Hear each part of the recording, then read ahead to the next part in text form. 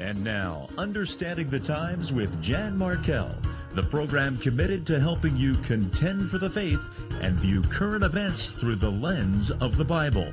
Here's Jan Markell.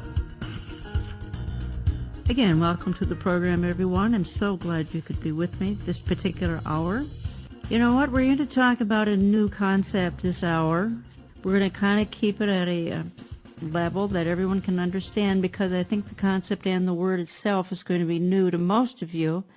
But is it really new? I think that's probably the bottom line question here. Is it perhaps just the personification of the Genesis 3 lie that we can be like God, that we can become God or gods, we can live forever? We're going to talk about what's known as transhumanism. The dollars behind this effort, I got to tell you, are too large to say that this is only a passing fad. So this movement is here to stay, and even the U.S. Department of Defense, NASA, and others are on board. Look, after all, the Department of Defense wants to create the perfect soldier, superhuman, yet human. Where will Christians come into this? Will it be okay with Christians if we're just thinking about changing and altering the DNA so that they might live to be 150 in good health? What's wrong with that? Now, my guest says that some of this could succeed, but what kind of a body count would we leave in the attempt at transhumanism? And he sort of likens this, and we'll discuss it, to the aspirations of communism. Well, there was some success, but look at the gross fatalities. My guest this hour is Carl Teichrib. We'll give contact information just a little bit later, and you've heard Carl on this program before. So, Carl, welcome back to Understanding the Times Radio. It's great to be with you, Jan. Now, I'm not sure, understanding the times and understanding transhumanism, and who came up with this idea other than the snake in the garden, we shall all be like God? It's an idea that's been around, technically speaking, from about 20 years. It's a fairly new movement, and yet its roots go back a long, long ways. And in your introduction, you brought up Genesis chapter 3. In many respects, Jan, this is nothing more than a repeat of the old lie of Genesis 3. And as many of your listeners will know, in Genesis 3, verses 1 to 5, we see the serpent tempting the woman in the Garden of Eden and saying that she may eat of the tree. It doesn't matter. You go ahead and take this. Did God really say that you shall not eat of it? And then the serpent tempts with this little tidbit. For God knows that in the day you eat of it, your eyes will be opened. You will be as God, knowing good and evil. It's the promise of divinity through special knowledge. And in many respects, transhumanism is nothing more than, you could say, a continuation of this ancient lie. And it's a lie, Jan, that permeates all of human history. We're constantly pushing ourselves forward, either as a society or as individuals, even as governments, to say that we will play God, we can be as God. It is extreme hubris, extreme arrogance. And yet this is the lie that is perpetuated throughout all time in terms of our human civilization. Transhumanism is, you could say, the latest example or the latest manifestation of this old lie. You can become as God. You can live forever. You don't have to die. You have the knowledge of perfection. You can be complete. You can become as a God. You can transcend being human. You can move beyond being human. And so the term transhumanism is actually the idea of this evolution, this step away from humanism into something different. The ultimate result, they call it, is post-human. Well, hold on, because I think we need to explain to the audience that this is really a blending of technology and human beings, correct? Correct. It is. It is the blending of technology. It is the, you could say, the monkeying with our DNA now that we can begin to understand our genetic code. It is the integration of robotics. Yeah. The list goes on. Okay, now you were apparently at a sort of a transhumanism convention. I think it was sponsored by the Mormon Church, and first of all, I do want to ask you. I mean, the Mormons seem to be heavily into this, and maybe that's because of their theology. We are all gods, but there was a Q&A session at a conference on transhumanism hosted by the Mormons. And the comment was made that you heard, quote, "We are now at a Tower of Babel return point. Anything we imagine we can do, there's nothing out of our grasp now." And then you say, see Genesis 11:6. Okay, connect the dots here for us. Go ahead. Well, at this particular conference, the very first working session was entitled Fear and Trembling at the Tower of Babel. And the discussion was all on you could say, the rise, the history and the rise of man's constant attempt to create technologies and to create systems that would elevate us beyond being human. It would take us into, you could say, the next step of our evolution. And evolution is all part of this. In fact, it is premised on evolution. When this particular session was done, that is when these statements came up. People were in the audience, a number of people in the audience were very open about this, saying, well, yes, we've now reached this point. We've reached this point where we have developed technologies to allow us to ascend and more or less to accomplish what the Tower of Babel didn't accomplish. And so that was the context. And I'll have to go back a little bit regarding the Mormon side of it. Yeah.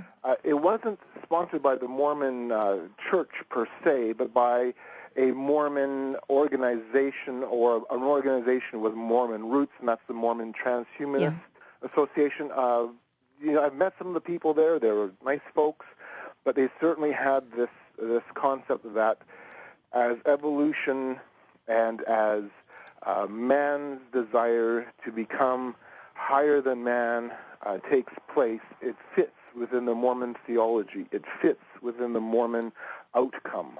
Now, the goals of this movement: highly advanced intellectual capabilities, bodies immune to disease and aging, communication without speech or visual aids, and en masse, superhuman strength and agility.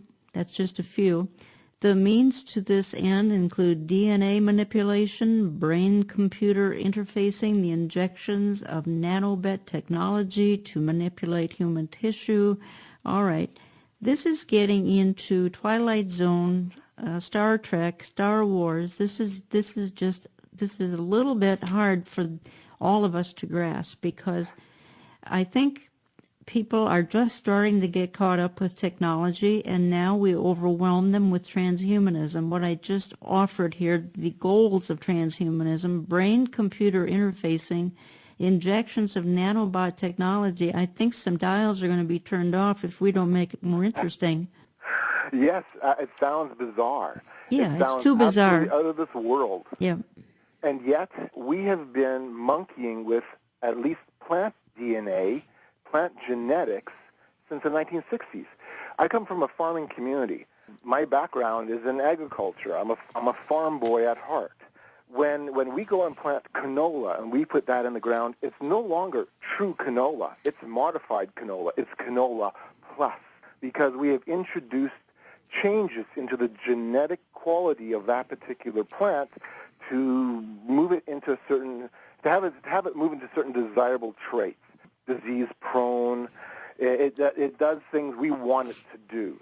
So we've been doing this already at a genetic level for a long time with plants. We've also been doing it with animals to a certain extent. This isn't something that's new. It's actually been going on for a long time. We've just now are opening up an ethical Pandora's box, in the sense that we're asking the question, can we do this with human beings?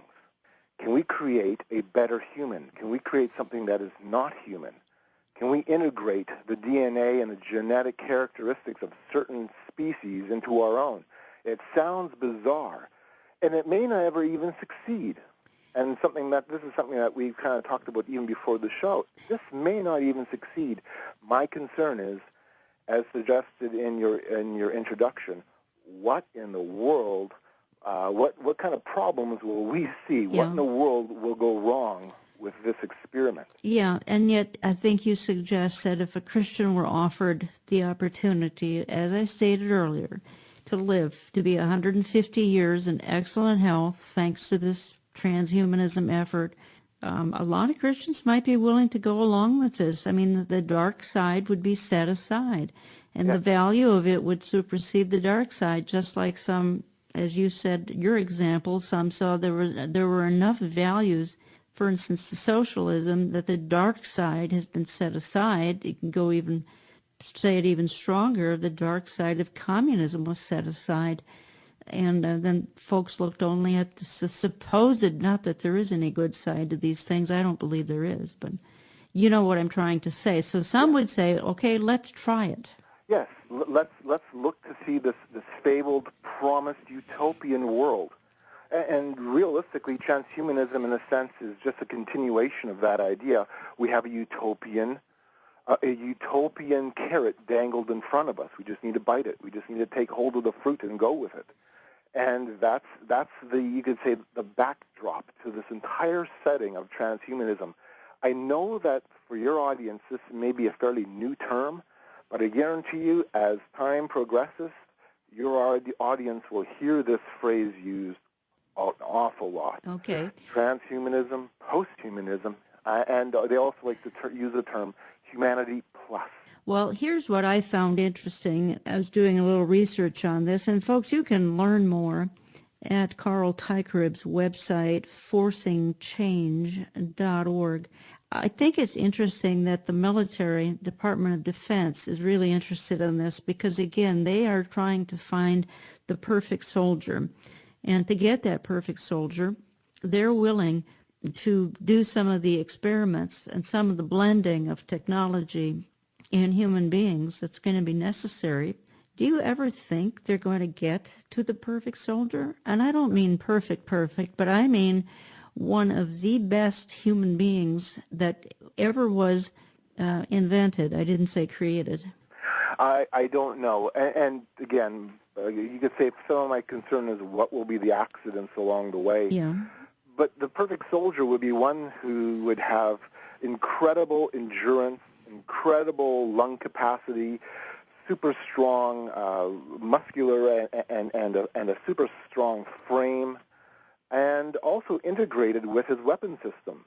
And this is something that I know has been talked about within the military an awful lot. Let's integrate the weapon systems into our through satellite technology, through GPS technology, integrate the entire process of the battlefield, right from the soldier to his weapon, to command, to the decision makers who will be in Washington, D.C., or in Tampa Bay, or wherever they may be.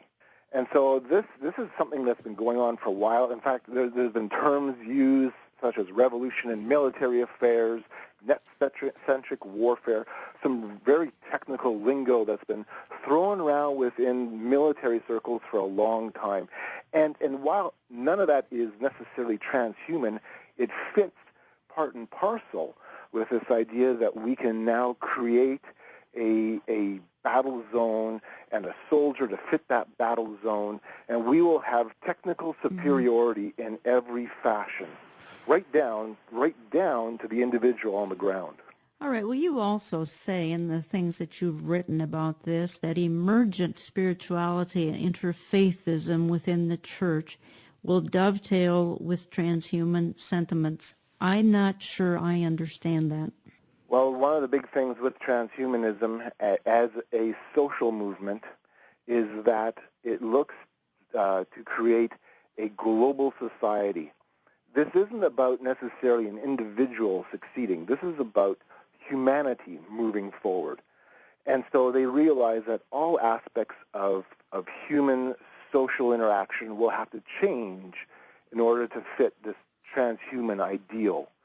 And the big part of that, and this is finally starting to be recognized within transhumanist circles, is religion. For the most part, transhumanists have been either agnostic or atheist.